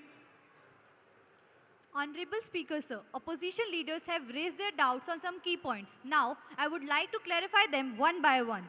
Sir, both crime and criminal have become modern, and we should not equip the police with modern technology. We have no intention of misusing the provision of this bill. It is meant to keep our police ahead of criminals. Next generation crimes cannot be tackled with old techniques. We have to try to take the criminal justice system to the next era. So, the government is implementing the bill to meet the T of SMART: strict and sensitive, modern and mobile, alert and accountable, reliable and responsive, techno-savvy and trained policing. We are here to fulfill that promise of T. England, Canada, South Africa, Australia and USA, which are the champions of human rights, have more string laws than this. So, the leaders should be concerned about the human rights of law-abiding victims of crime, not of criminals. Sir, the Criminal Procedure Identification Bill 2022 needs to be looked at from the holistic view, and the discussion should be based on logics and facts, not to please the vote bank. Sir, the opposition members are concerned about the criminals, but our government is concerned about the law-abiding citizens of the country. And those who are talking about human rights, it's my request to them that you must think about those who are harassed by criminals. But you are concerned about those who are involved in the cases of rape and robbing. Sir, I agree that delayed justice is of no use. The guilty should be punished on time, then only the rule of law will be established. The government believes in the investigation based on the data, forensic science and technology, not on the basis of third-degree torture. Sir, the opposition members, for doing politics of appeasement over the bill, a member asked whether there should be no crime after this. Section 302 has been there for so long. So did the killing stop? So should we remove 302 as well? 7.5 lakh cases are closed every year due to lack of evidence. Are they a human right or not? So no need to be fear of databases. The whole world is using it, and I think we should use it too. Sir, the Criminal Procedure Identification Bill 2022 seeks to replace the Identification of Prisoner Act 1920. The bill provides for legal sanction for giving appropriate body measurements to make the investigation more efficient and expeditious. So, e-record will not be taken of political prisoner if it takes 7 years and the crime is not related to a woman or a children. If the CRP is acquitted in the case of crime, then on the order of the court, all data on that person will be removed from the record. The National Crime Records Bureau reserves the right to store and delete this data. अध्यक्ष जी, यह एक अच्छा bill है और विरोधियों के बारे में मैं बस इतना ही कहूंगी कि महफिल में जो हमें दाद देने से कतराते हैं, सुना है तन्हाई में वे हमारी शायरी गुनगुनाते हैं. Speaker sir, I hope I have answered most of the issue of members. I am once again grateful to the member who support this bill and thanks to those who oppose it. Now I request the House to pass the bill. The question is that the Criminal Procedure Act 2022 to be taken into consideration. Those who are in favor will say ayes. Ayes. Those who are against will say no. No. I think ayes have it, ayes have it, ayes have it. The motion is adopted. Home Minister, please.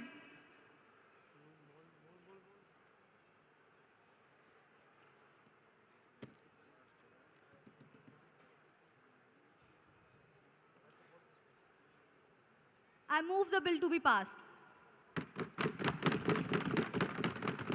Now the question is that clause 2 to 5 stand part of the bill. Those who in favor will say ayes. Ayes. Those who are against will say no. No. I think ayes have it, ayes have it, ayes have it. The motion is adopted. Clause 2 to 5 stand part of the bill. Home Minister, please. Sir, I request the House that the clause, the enacting formula and the title of the bill be taken in consideration. Now the question is that clause 1, the enacting formula and the title stand part of the bill. Those who in favor will say ayes. Ayes. Those who are against will say no. No. I think ayes have it, ayes have it, ayes have it. The motion is adopted. Home and Internal Affairs Minister, please. Sir, I move the bill to be passed. Motion moved that bill be passed. Those who in favor will say ayes. Ayes. Those who are against will say no. No. I think ayes have it, ayes have it, ayes have it. The motion is adopted and the bill is passed. The House is now adjourned till tomorrow 10:30 a.m. चलिए भाई.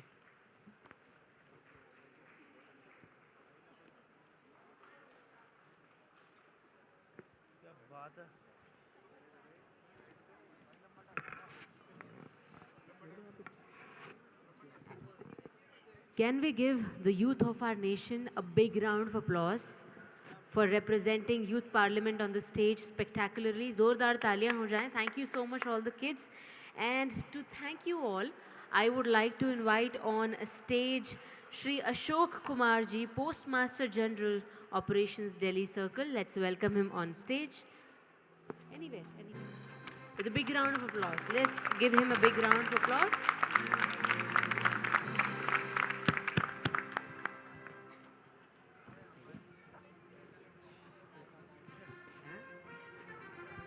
Okay.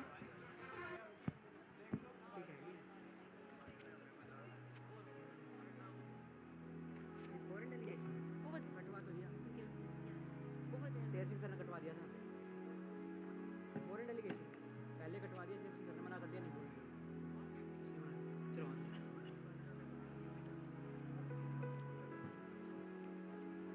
सर्वप्रथम मैं government Sarvodaya Vidyalaya Jafarpur Kalan Delhi के school management, उनकी principal और इस आज के कार्यक्रम में इन्वॉल्व जो 6 हमारे शिक्षकगण हैं, उन सबों का मैं हार्दिक धन्यवाद आभार प्रकट करता हूं कि उन्होंने हमारे इस 5 दिवसीय राष्ट्रीय डाक टिकट प्रदर्शनी में के एक बहुत ही अहम एक्टिविटी में आपने पार्टिसिपेट करने के लिए कंसेंट दिया, अच्छी तैयारी की और आज के इतने सफल कार्यक्रम का आप हिस्सा बने। खासकर मैं जो हमारे 6 गुरुजन हैं, श्री शेर सिंह यादव, श्री विमल यादव, श्री धर्मपाल यादव, श्री अनुपम यादव, सुश्री नीतू ग्रोवर, सुश्री बबीता जी का हार्दिक धन्यवाद ज्ञापन करता हूं। हमारे बीच जो आज बच्चे यूथ पार्लियामेंट की एक्टिविटी में पार्टिसिपेट किए, ये सर्वोदय विद्यालय के 55 छात्र हैं होनहार, जिन्होंने पार्लियामेंट कैसे फंक्शन करता है, कैसी उनकी एक्टिविटी कंडक्ट की जाती है, जो एक बिल्कुल रियल कार्यक्रम होता है जैसे पार्लियामेंट में, उसको उन्होंने आज इनेक्ट किया यहाँ से। और एक काफ़ी रेलिवेंट टॉपिक पे, screen time for kids, finding the right balance for kids, इस टॉपिक पे जो इन्होंने, मैं कुछ पोर्शन इनका देखा, इतना रियल और इतना रेलिवेंट था, रीजनिंग इतनी अच्छी थी, काउंटर आर्गुमेंट्स और गवर्नमेंट का रिस्पांस, विपक्ष कैसे पार्टिसिपेट करता है, सारा काबिले तारीफ था। आप सभी अपलॉड के पात्र हैं, बहुत ही बढ़िया, शाबाश।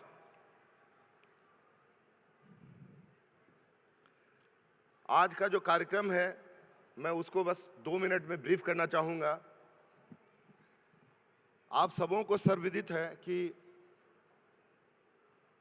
पिछले 15 अगस्त 2022 को आज़ाद देश ने अपने आज़ादी की 75वीं वर्षगांठ मनाई और उसके उपलक्ष्य में हमारे आदरणीय लोकप्रिय प्रधानमंत्री जी के निर्देश में पूरा देश आज़ादी का अमृत महोत्सव मना रहा है। इस महोत्सव में डाक विभाग इस 5 दिवसीय राष्ट्रीय डाक टिकट प्रदर्शनी को आयोजित कर उसमें अपनी भूमिका निभा रहा है। अगर आप डाक टिकटों को जानेंगे, फिलाटेली को जानेंगे, तो बच्चे हैं, मैं बच्चों के हिसाब से कुछ बातें अंडरलाइन करना चाहूँगा। आपने फिलाटेली के बारे में कई तरह से पढ़ा होगा, बट जो मेरी समझ है, 25 साल हमने फिलाटेली के क्षेत्र में काम किया है as a postal officer. Philately तब शुरू हुआ था सही मायनों में, नाम उसको हमने बाद में दिया जब हम मॉडर्न हुए, जब हमारे पूर्वज पूरे विश्व में गुफाओं में रहते थे, आज से हजारों साल पहले प्रागैतिहासिक काल में। जब वो प्रागैतिहासिक काल में गुफाओं के बीच रहते थे और पूरी जिंदगी जो वो बिताते थे, स्ट्रगल करते थे सैवेज के रूप में, जितनी भी उनकी उस समय एज ए मानव ह्यूमन बीइंग फैकल्टी थी, हर आदमी अपनी बातों को, अपने लाइफ को, अपनी एक्टिविटीज़ को, अपने सराउंडिंग को क्रॉनिकल करने की कोशिश करता है। तो जो आप प्रागैतिहासिक काल के जितनी गुफाएं हैं और चीज़ें अभी भी हैं, उनमें आप देखेंगे कि वो लोग जो प्रागैतिहासिक काल के जो लोग थे, वो रेखा चित्र बनाते थे। कभी आप अगर भीमबेटका, एक भोपाल के बगल में एक जगह है जो इंडिया का एक प्रोमिनेंट प्रागैतिहासिक काल का स्थल है, उसमें आप देखेंगे भित्ति चित्र वो लोग पत्थरों पे कुछ कुछ बनाते थे। हम आज से उस समय की हिस्ट्री उन चित्रों से लेते हैं, तो आप माने कि वो चित्र उस समय के फिलाटेलिक स्टैम्प्स थे, जो कि उस जमाने के हिसाब से कहीं सुरक्षित थे। उसके बाद जितनी भी चीज़ें हुई, सब लोगों ने, हर समाज ने, हर स्टेट ने, हर व्यवस्था ने अपनी बातों को, अपनी चीज़ों को, अपनी एक्टिविटीज़ को क्रॉनिकल किया है, चित्रों के माध्यम से, पत्र के माध्यम से, हिस्ट्री के माध्यम से। वो सारी चीज़ें फिलाटेली की पात्र हैं। आपने यहाँ अगर विजिट किया होगा तो देखा होगा, जो फिलाटेलिक स्टाम्प है वो चित्रों के माध्यम से हमारे साथ जो गुजरी हुई बातें हैं, पुराने धरोहर हैं, उसको हम कैप्चर करते हैं और दिखाते हैं, जो कि सबसे सशक्त माध्यम है। जो आँखों से देखते हैं, कानों से सुनते हैं, उसमें आँखों से देखी बातें ज़्यादा समझ में आती हैं और ज़्यादा हम कॉम्प्रिहेंड करते हैं। लेकिन फिलाटेली का और पार्ट भी है, जिसमें हम पुरानी चिट्ठियाँ कलेक्ट करते हैं, पुराने पत्र कलेक्ट करते हैं, पुराने रेवेन्यू रिकॉर्ड्स कलेक्ट करते हैं। यानी जो भी चीज़ें हम क्रॉनिकल कर सकते हैं, वो सारे कालांतर में जाके अगर वो बहुत इम्पोर्टेंट हुआ और आपने अच्छे से कलेक्ट किया, वो सब फिलाटेली की पार्ट बनते हैं। और मुझे ये पूरा विश्वास है कि हमारे जो ये 55 बच्चों ने आज एक प्रैक्टिकल यूथ पार्लियामेंट किया है, इतना बढ़िया से किया है कि आने वाले दिनों में कभी जब आज़ादी का अमृत महोत्सव को क्रॉनिकल किया जाएगा, तो आपकी ये एक्टिविटी भी इसी तरह हिस्ट्री में जाएगी और रिकॉर्ड्स में जाएगी, जैसे एग्जीबिशंस में और लोगों के आपने देखा होगा। पार्लियामेंट जो आज काम कर रहे हैं, 1 नंबर का स्टॉल है, वहाँ कॉन्स्टिट्यूएंट असेंबली में कैसे डिस्कशन हुआ था, उसका एक पैनोरमा लगा है, जहाँ हमारे members of the constituent assembly कैसे जो आज का हमारा कॉन्स्टिट्यूशन है, जिसके सहारे हमारा देश पूरा बैलेंस में चल रहा है, उसको गढ़ा था। तो आज आपका ये जो यूथ पार्लियामेंट है, इतना अच्छा हुआ है और ऐसे रेलिवेंट टॉपिक पे हुआ है, जहां हम सब इंटॉक्सिकेटेड होते जा रहे हैं स्क्रीन से। हम अपने संवेदनाओं को पीछे कर ये जो स्टोरीज की दुनिया है, जो एक माया की दुनिया है, उसकी ओर बहुत बच्चों का खास करके टाइम कंज्यूम हो रहा है, जो उनके एक संपूर्ण विकास के लिए वो बाधक है। इस पे आपने चर्चा की और इतना रेलिवेंट चर्चा किया। मुझे पूरा विश्वास है कि ये आपने जो आज किया है, ये आज़ादी का जो ये 75 साल हुआ है और अमृत काल चल रहा है हमारे प्रधानमंत्री जी के हिसाब से, जो 25 साल हमारे होंगे वो स्वर्णिम होंगे, जब हम पूरे विश्व के ऊपर होंगे। ये आपका जो सेशन है, ये ज़रूर हमारे इस हिस्ट्री में जाएगा। आप लोगों ने, मैं पॉलिटिकल साइंस का विद्यार्थी रहा हूँ और लॉ भी किया हूँ, जो आप लोगों ने आज किया, आपको देख करके एज ए सिटीजन हम सबों का सीना गर्व से चौड़ा हो रहा है। क्यों? उसका कारण ये है कि अगर हम अपनी व्यवस्थाओं को जानें, हम अपने राइट्स को जानें, और जहां लगता है कि हमारे राइट्स जो हैं, जो हमारी इंस्टीट्यूशनल व्यवस्था है, जो डेमोक्रेसी है, जो इंडिया में सबसे पहले शुरू हुआ था, वैशाली का गणतंत्र आप लोग ने कहीं पढ़ा होगा। बीच में जब राजशाही आया, तो राजशाही के अंदर में कई राजा ऐसे हुए जो लोकतांत्रिक मूल्यों को उन्होंने बहुत स्थान दिया, लेकिन मोस्टली जो असली रूप में जो लोकतंत्र आया है हमारे देश में वो 1947 में जो हमारा कॉलोनियल रूल था, जो 200 सालों का तकरीबन हमने स्ट्रगल किया धीरे धीरे करके, और 100 साल उसके लास्ट बहुत महत्वपूर्ण थे। बहुत कुर्बानियों के साथ हमारे जो स्वतंत्रता सेनानियों ने बलिदान दिया, उसके बाद 47 में जो मिला हमें, और जो कॉन्स्टिट्यूएंट असेंबली में हमारी जो धरती है इंडिया जो है, उसने ऐसे समय में जब ज़रूरत था बहुत देश को, इतने प्रतिभावान बच्चे पैदा किए। उन्होंने 47 में जो लोकतंत्र का नींव रखा, वहाँ से लेकर के अभी जो 75 साल हुए हैं, तो एक तरह से जो ये 75 साल अमृत काल मन रहा है, आज़ादी का अमृत महोत्सव, ये लोकतंत्र का भी भारत में अमृत महोत्सव है। ये 75 साल सही मायनों में लोकतंत्र हुआ है, और हमारा सीना गर्व से इसलिए एज ए सिटीजन चौड़ा होता है कि 75 साल तक हमारे पुराने लोगों ने बचा के रखा, और अभी आप में वो आभा दिख रही है कि इसको बचाना क्या, जो कहीं लोकतांत्रिक मूल्यों का कहीं ह्रास हुआ है, वो अब आपका जनरेशन इसको और आगे लेके जाएगा।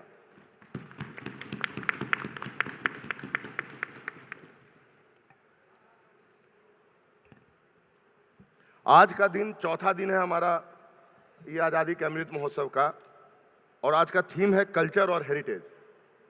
आप सबों को पता होगा कल्चर जो है वो किसी भी सिविलाइजेशन का, कंट्री का जो एक्यूमुलेटेड वैल्यू सिस्टम है, वही कल्चर है। तो आज जो लोकतंत्र को हमने अपने मुट्ठी में रखा है और इसको अक्षुण्ण रखने के लिए जो हमारा ये जनरेशन काम कर रहा है, ये कल्चरल हेरिटेज को जो आज आपका ये सेशन हुआ है, इसको मजबूत करने में और आगे बढ़ाने में बहुत ही सार्थक सिद्ध होगा। सारे सेशन ऑनलाइन यूट्यूब पे जा रहे हैं और क्रॉनिकल हो रहा है, और ये 3D में और 2D में ऑलवेज अवेलेबल रहेगा यूट्यूब पे। तो जो आपने आज किया है, हो सकता है कि भारत के सारे स्कूल जहां ये यूथ पार्लियामेंट, MUN टाइप की व्यवस्था नहीं है, आपको आज आपके सेशन को देख करके अपने यहाँ वो यूथ पार्लियामेंट का क्लब बनाएंगे, और आपको देख करके उनका पहला स्टेपिंग स्टोन होगा। तो काफ़ी लंबा हो रहा है, बच्चे हैं इसलिए मैंने इतना लंबा वो किया है शुरू। तो एक बार फिर से गवर्नमेंट सर्वोदय विद्यालय जाफर कलां दिल्ली के गुरुजनों और बच्चों को, और ख़ास करके ये जो 55 हमारे बच्चे यहाँ हैं, उनको मैं हृदय की गहराइयों से धन्यवाद देता हूँ, आभार प्रकट करता हूँ कि आपने आया और इतना परफेक्ट शो हमारे बहुत छोटे से नोटिस पे एक बहुत ही रेलेवेंट टॉपिक पे आपने दिया। आपका बहुत बहुत धन्यवाद। जय Hind. Thank you so much Shri Ashok Kumar ji. अब मैं चाहूँगी कि हमारे जो टीचर्स हैं उनका आप सम्मान करें, तो ज़ोरदार तालियों से मैं मंच पर बुलाना चाहूँगी श्री शेर सिंह यादव जी को, श्री विनोद यादव जी। तालियां बजती रहनी चाहिए।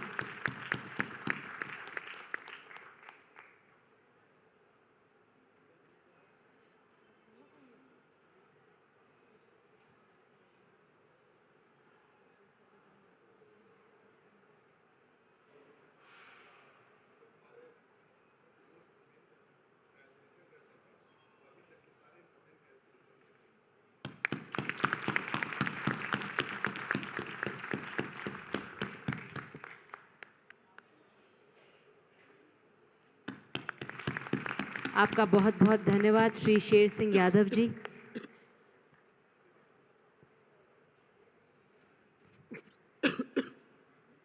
श्री विनोद यादव जी।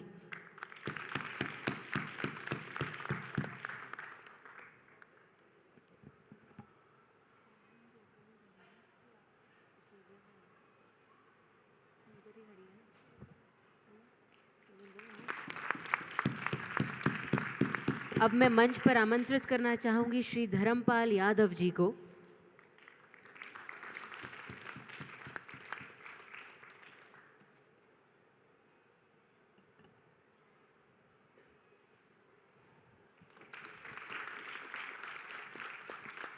श्री अनुपम यादव जी,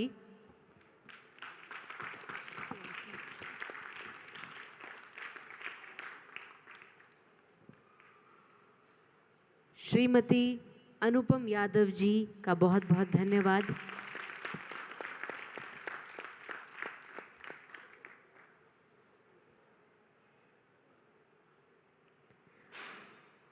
अब मैं मंच पर आमंत्रित करना चाहूंगी मिस नीतू ग्रोवर जी का।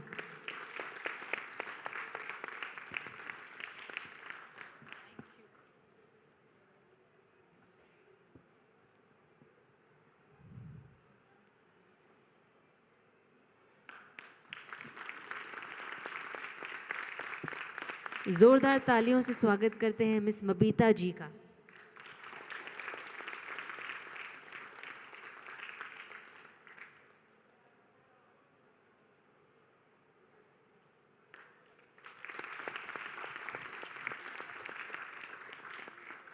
इसी के साथ इंडिया पोस्ट सभी अध्यापकों का और सभी छात्रों को आभार प्रकट करना चाहेगा। आप सभी का बहुत बहुत धन्यवाद इतनी सुंदर और एप्ट प्रस्तुति के लिए। Thank you so much for participating at Amritpex 2023। It's an honour to have you all here. Thank you so much.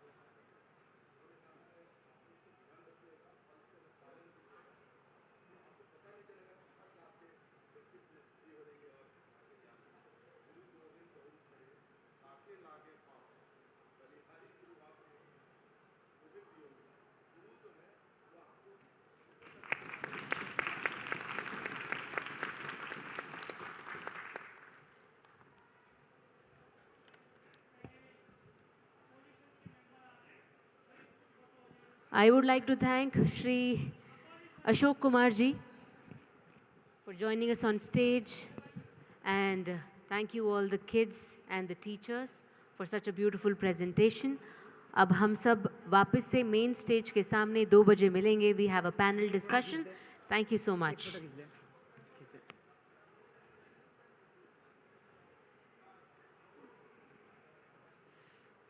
Leena ma'am से